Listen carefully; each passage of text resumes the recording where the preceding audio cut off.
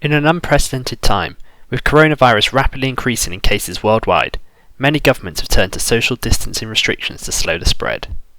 For a lot of countries, this has begun to include work, with lots of people having been asked to work from home or put on furlough where this is not possible.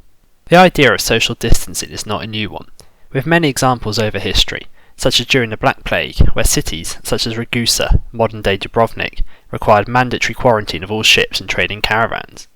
Another example can be found in the Bible, in Leviticus, and is that of the leper colonies. And the leper, in whom the plague is, he shall dwell alone, outside the camp shall his habitation be.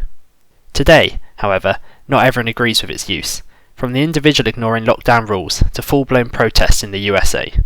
This begs the question, what is social distancing, and does it even work?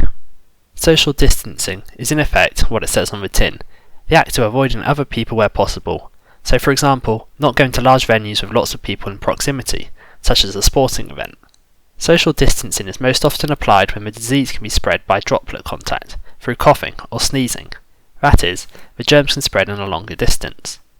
It is also useful for where the virus can be spread through direct contact, e.g. shaking hands, indirect contact, e.g. touching a door handle that somebody else then touches, and airborne transmission, which is where the virus can survive in the air for a significant amount of time. With coronavirus, we are looking at droplet contact and direct and indirect contact. Through social distancing, individuals should not be able to encounter those infected, and therefore not contract the virus themselves, stopping the spread and eliminating the virus. However, as we can see, it is not possible for complete social distancing. The question therefore is it working? To analyse if social distancing is working, we need to first consider R0. This is the point at which each case of the virus is infecting less than one more person. In other words, the virus is decreasing and not expanding. To investigate if social distancing is having an effect, we're going to use the UK. The UK government's decisions have been informed by modelling from the Imperial College London, which estimated that if contact was cut with those outside the household by 75%, there would be a dramatic drop in cases. This was the information that led to the increased restrictions of social distancing, or lockdown as it's commonly known. The first academic study of its effects came from the Centre for Mathematical Modelling of Infectious Diseases at the London School of Hygiene and Tropical Medicine, which showed from a representative sample survey that people have cut contact by 73%, which means that we are now coming into contact with 3 people a day as opposed to the usual 10, of which most contact is in the home.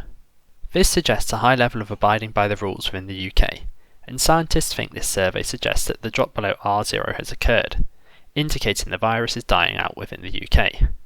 We must note, this is an extrapolation of mathematical modelling, so it cannot be considered 100% accurate.